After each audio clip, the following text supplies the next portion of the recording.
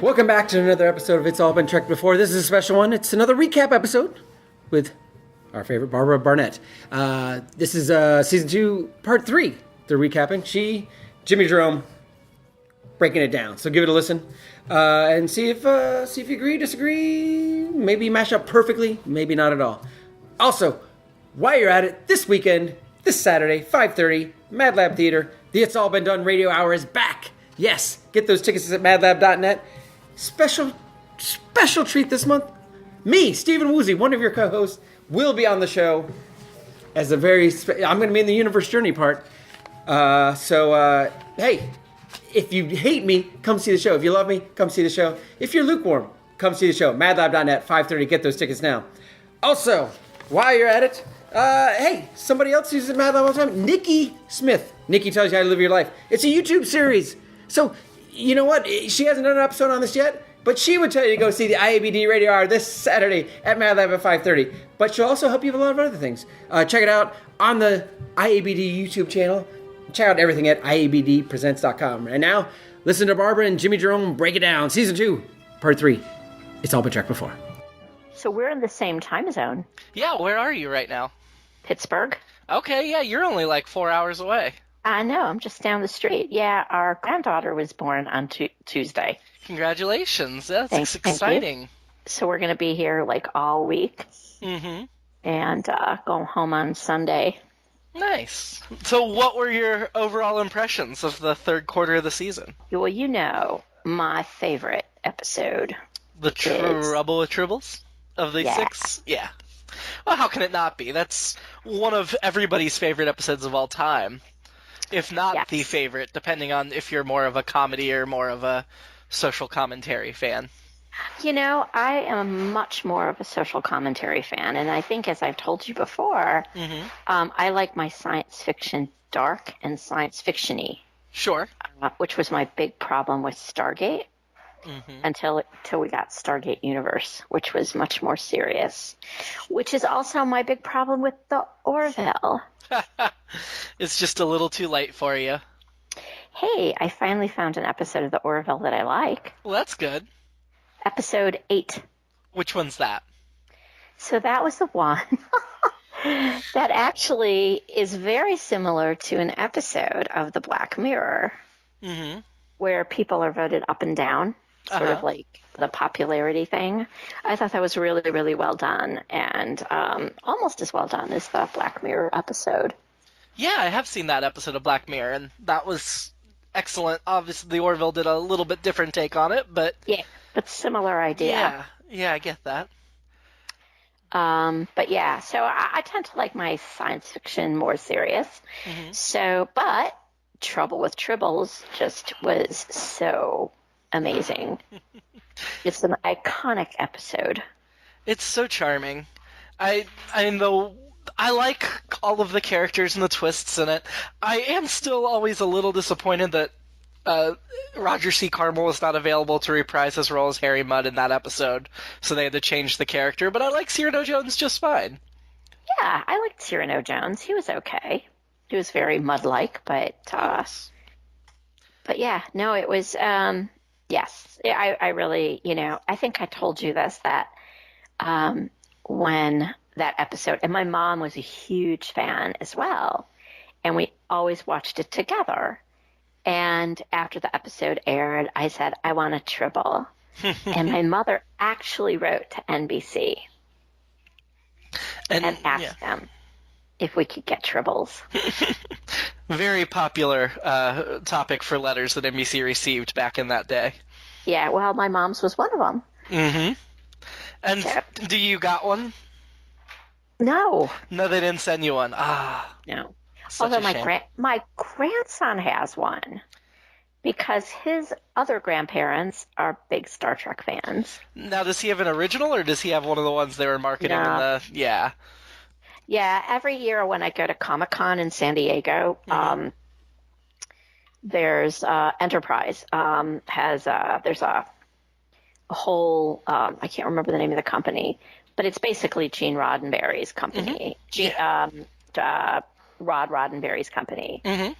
And they always have Tribbles every year. And in fact, I interviewed him 2 years ago in the back room of this big, huge, gigantic display on the Comic-Con floor. And so I said to him, so we just had this great interview. We had this lovely talk about IDIC and about how it's relevant for today and the whole immigration thing.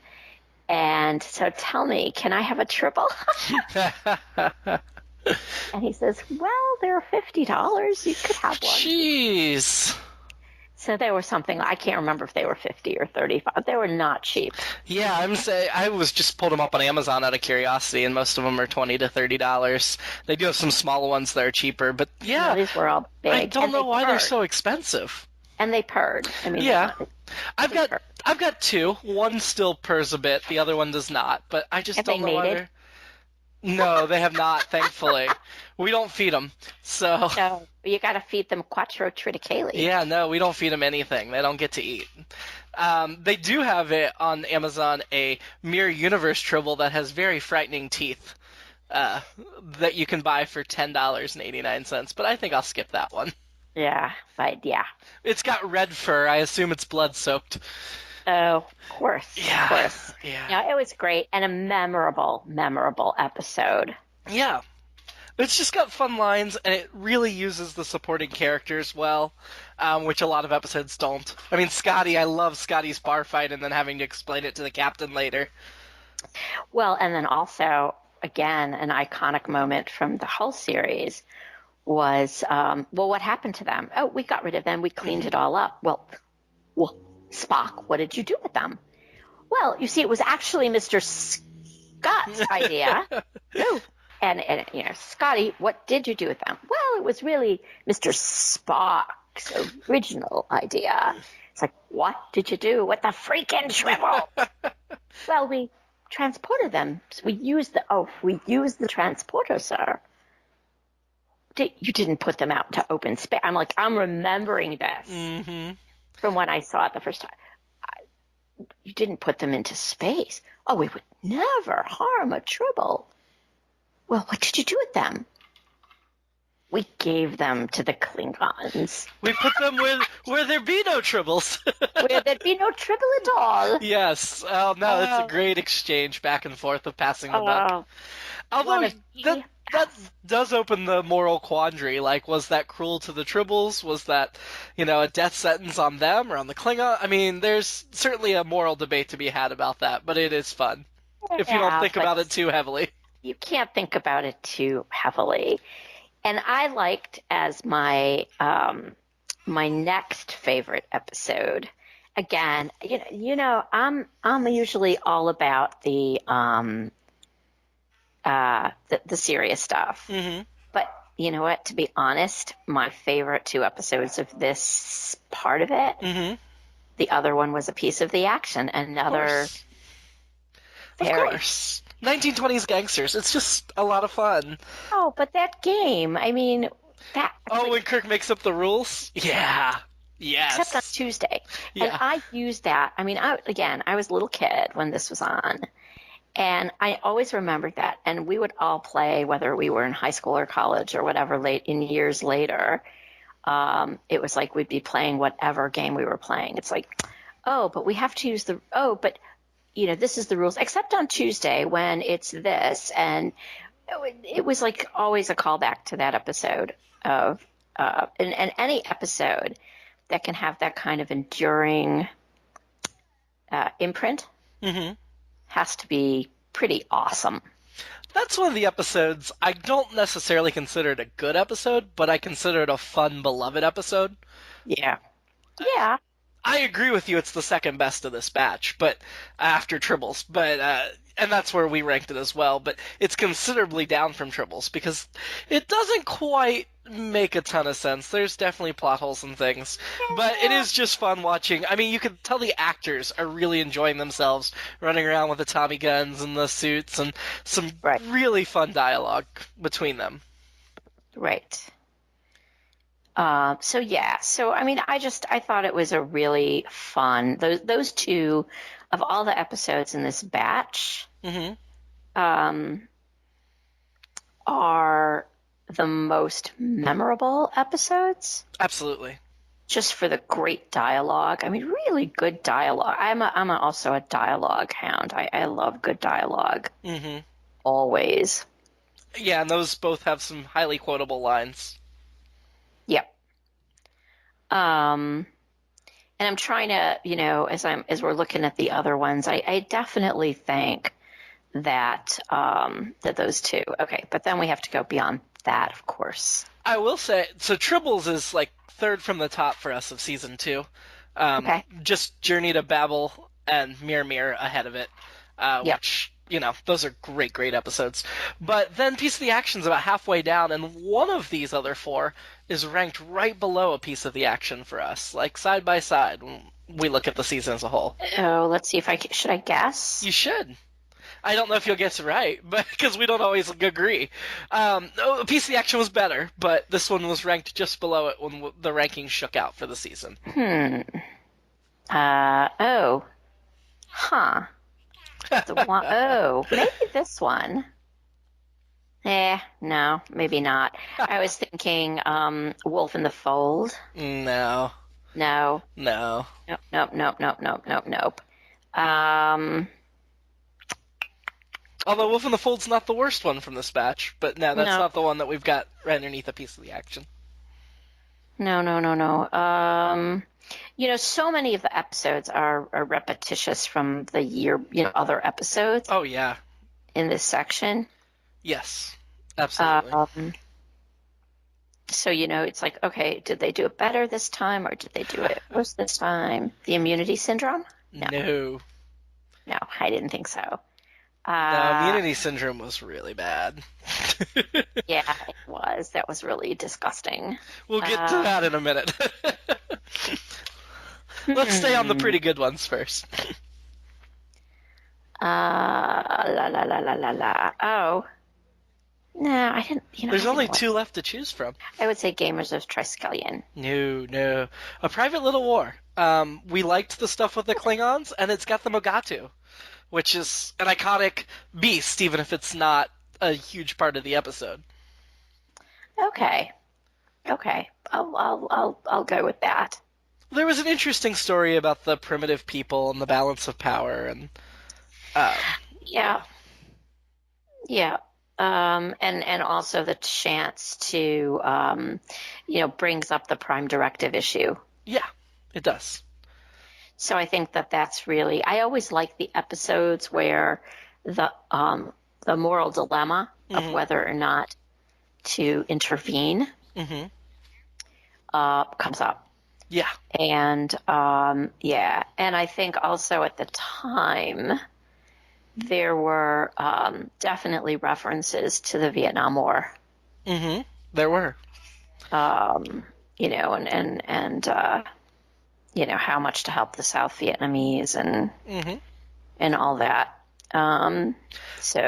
Yeah, I mean, we just put A Piece of the Action of Private Little War right around the middle of this season, but it was such a strong season that, we thought they both kind of came in right about the middle, with A Piece of the Action edging it out for just being the pure joy that it was. Yeah. Oh, yeah, definitely. I would probably, I just, my criteria, my benchmark is this episode, all other things being equal, is this episode so memorable to me that when I think of Star Trek, that's an episode I immediately think of. And I think that's where we often come into conflict with differences, is you're relying a lot on memory of what you remember watching them, and when we're doing these rankings, we're fresh off of just having viewed it. So yeah, but there's something to be said for something being that memorable. Sure, and I think that's why it's good to have these discussions, so we get that additional viewpoint.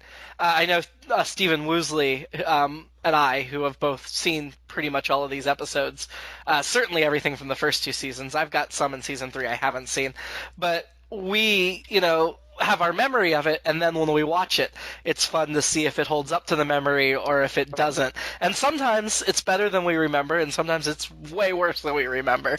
It just varies. And I do watch them again. Sure. And and the same things that just like, oh yeah, I remember that. That was great. And also, Piece of the Action had the wonderful delight of having James Comack direct it. And James Comack, who, in addition to all the other things he did, was a brilliant, funny musical comedy Broadway actor. Was in the original cast of Damn Yankees. Nice. So you know that I show? have not seen Damn Yankees. I'm a Broadway musical fan, but that's not what I've seen. Damn Yankees. I've been a Cubs fan my entire life. I hate the Yankees. I don't care about the Washington Nationals, which were the Washington Senators back then. Sure. That show came out way before I was born. But that show, I memorized every line of that show and every song in that show. It's a great show, and James Comack plays one of the baseball players. So you said Private Little War, you thought there was another one that might be a little bit better in this part of the season? No, I mean, I think that's probably fair. Okay. What would you rank next then, going down the list? Fourth of the 6. Okay, so we have Tribbles and Piece of the Action and A Private Little War. Private Little War. Mm-hmm. And let's see. I'm kind of looking at my notes here. I did not like. So I always dislike it when women are treated strangely. Mm-hmm. And so I would say Wolf in the Fold would not be one of my favorite episodes. We certainly have it about 3/4 of the way down. It's the next one of these 6 in our rankings. The other 2 are at the bottom. But yeah, we had a lot of problems with that episode. In terms of that, for sure, the thematic material and the violence against women, but then also just things that not making sense, things that they just kept putting Scotty in a room with women after they suspected that he was killing them. Like, it just did not make any sense whatsoever. Right. So, But it did have some cool costumes, and there were some interesting concepts in the episode. I mean, the Jack the Ripper as a spiritual entity that could survive from host to host was an interesting concept. Right.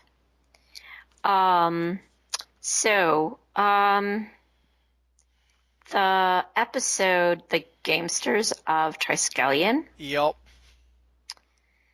So they do this. Like, it's so hard to keep in my head which episode is Gladiator Games by beings that are more powerful and smarter than Earthlings. They only do it like 8 times. I don't know why it's so hard to keep them in your head. There was one episode with that that was quite memorable. Mm. And that was the one, of course, with the Uhura Kirk kiss. Well, that's season 3, which we'll be getting to soon. But they finally got it right, because it just had, I just thought it was brilliant, but not this one. One of the few decent ones in season 3 to look forward to.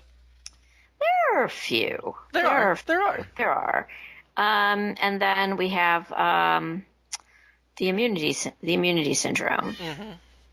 Which, was just you said bad. You had something to say about this one. It was just bad. We ranked it second to last this season, right above Catspaw. And Gamesters of Triskelion is 4th to last this season in our rankings. I mean, I'm so tired of the sci-fi trope, and I know it wasn't a trope when Star Trek did it, but characters getting captured and forced to fight. They do it in every sci-fi show today, and every superhero show today, and every show in that genre. Always hate that. But yeah, immunity syndrome just was so dumb. None of it made any sense. Well, the giant amoeba thing. So the thing is that, and the thing for me that it saves it and probably puts it, for me, just below a Piece of the Action. I'm going to be a heretic here. Is that it's a Spock episode. It is and that. It's a Vulcan episode, and it gives the opportunity to see into Spock's emotional core. I mean, yeah, I just didn't think it was all that consistent with his character. The way it played out just did not feel right. But you know what? Spock, so internally, yes, I agree with you. He's really good at suppressing the human part of himself. And he never does anything that's illogical, except when he does.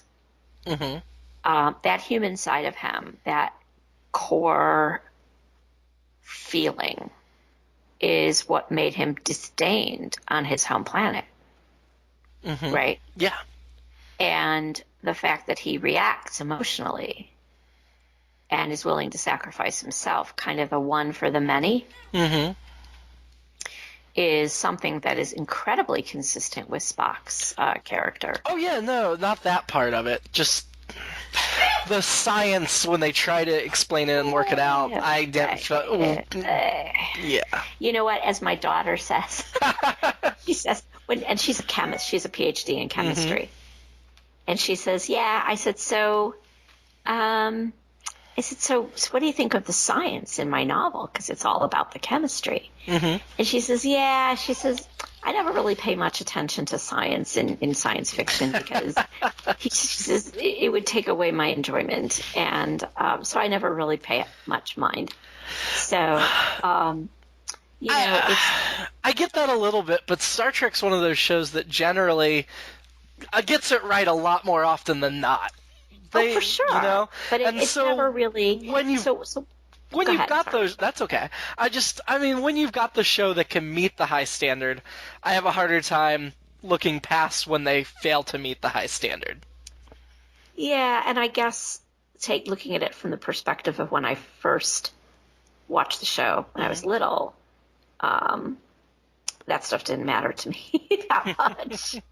It's good story, it's good emotions, it's good characterization. It hits the emotional beats of a character that is described to having no emotions. Yeah, if you're talking about the emotional aspect, I could see why you'd rank it higher. I think the low rank we gave it was mostly about giant plot holes and things that didn't make sense. For it's a guy versus girl thing, I think. Yeah, we do try to have at least one woman in every episode we can. Most of our episodes have a woman participating, but not all of them, unfortunately. No. Yeah, I don't like stupid. I like smart. Oh, which is, by the way, one of the reasons I did not like Stargate until Stargate Universe, because all the other Stargates were stupid. And Stargate Universe was extremely smart. So of these 6 episodes, we've got your rankings, we've got what you think of them individually. Any overall thoughts of this batch? It had one of the best episodes ever, which redeems a very average quarter. It wasn't a splendid, notable part of the season, but it had a couple of really good highlights. Yeah, I think if we look at each quarter on a whole, this may be the weakest of the 4 quarters of season 2. Yeah, I think you may be right. But yeah, you're right. Tribbles is the anomaly that's always great. I don't know what else you can say about it. It's beloved by many. It's makes every top 10 list of the original series for sure. I don't know if it would make my top 5, but it would certainly be close if it didn't. It's up there. It's just one of those very iconic, very good episodes. Okay. I don't know. Would it make your top 5 of all time, you think? Which, I'm sorry? Tribbles. Oh, my top 3. Top 3, really? Because it's number 3 for us of season 2, so I have to balance that with season 1 and season 3. That's where I wasn't sure I could put it top 5. So, I would definitely put it in my just for sheer joy of it. Mm-hmm. That was good. And of I tend to rank the Spock-centered episodes higher. Sure. both, Journey to Babel, which is our top of season 2, is a big Spock episode, obviously. Yes. He's got quite a bit to do in Mirror Mirror, then Yes. Tribbles, and number 4 for us is Amok Time, which is, again, huge Spock. So, yeah, I think season 2 is definitely a strong season for Spock overall. Yeah, and Amok Time would be in my top 5 for sure. I just think it's just a great episode that really invites us into a world that is surprisingly primitive given what we know of Spock. Mm-hmm. Yeah, when we finally fleshed out the Vulcan race, it certainly wasn't what we expected, I don't think. And it also makes it very believable that they could be distantly related to the Romulans. True. Very true. And the why, they made logic because they were warlike, Mm-hmm. and they had to control that. So yeah, I just think in so many levels, there could be an epic series all by itself. I actually like that idea. That's given me an idea. Have you had a chance to watch much of Discovery and Spock's adopted sister? Yeah, I haven't watched all of Discovery. I've watched quite a bit of it because I was watching Orville because I had to be on this panel. Yeah, because we're on the topic of Spock, I keep wondering, of course, how it's going to make sense in Discovery. I know that he's got this basically a sister out there that he was raised with that he hasn't mentioned. Of course, we already knew he had Sybok, the brother he never mentioned. So as we watch Discovery, you just keep wondering exactly where do we get where Burnham becomes irredeemable to him. But I think there's a very interesting characterization in that, he's the half human that really tries to reject the humanity and find his Vulcan side, and she is a human that's embraced the Vulcan upbringing, but she is human, and she's encouraged not to embrace the Vulcan upbringing too closely, to find that humanity again. And so I think there's an interesting parallel with her. Right, and I also think that's a really interesting way to explore, again, social commentary with people who are in multiracial families. Absolutely. And in a way that I think Gene Roddenberry could not have possibly conceived in the 60s. No, Star Trek for its day was groundbreaking and ahead of its time, but when you have to, obviously it just doesn't quite stack up to where we are now when you have to break it down in that manner. Yeah, for sure. Any final thoughts on this batch of episodes that you'd like to? I do remember season 2 as being I got hooked in season 1. But season 2, I remember getting a little, okay, so I missed this episode because we didn't have DVRs back then. True. We didn't have DVRs when I was a child. They have not been around very long. We didn't even have VCRs. There was just no way. Yeah. If a parent wanted to punish their TV addict kid, the best way to do it, no television. I didn't get into television until about 2005 for that reason. Yeah. Other than Star Trek, because you could go to the library and get original series episodes, and they reran constantly, and Next Gen was on, and there was always Star Trek on television. I was taping shows in the 80s. I still have some Voyager episodes on VHS, I think. Can I put in a plug about the book? Yeah, absolutely. So, just so everyone knows, so Apothecary's Curse is eligible for a Campbell Award this year, which is voted on at the same time as the Hugo Awards are voted. So if you've read the book, please nominate it. Think of nominating it. If you haven't read the book, read the book and then nominate it. What's the award called again? It's the Hugo Award. It's it's actually not, you could be nominated for a Hugo Award, but the Campbell Award is for a first work of fiction. So it's for debut. And so my novel is eligible for it this year. And for both a Hugo and for Nebula, not a Nebula, sorry, strike that, for a Campbell and for a Hugo. but the Campbell is much more likely because it's a debut. Where can they go to nominate you for a Campbell? So they can go to, if they look up Worldcon, which is the big science fiction convention. It's in San Jose this year, in the summer. They can find out all about all the awards. And if they go to my site, they can read an excerpt, or they can actually go to Amazon.com or BarnesandNoble.com and read an excerpt of the novel. Nice. So I've read the novel. I enjoy it, and very much, and I'm looking very much forward to the sequel when it comes out. So it's at my publisher right now. Awesome. We're still waiting. Nothing's a done deal. So, but they're reading it, and we should know soon, hopefully, if there will, be a second book forthcoming next year. Exciting. So, well, that's the end of our third quarter discussion. We will be back with you here in 6 or 7 weeks to talk fourth quarter, and we'll get into the rest of the season. Cool. Thank you, Barbara. Thank you, Jimmy.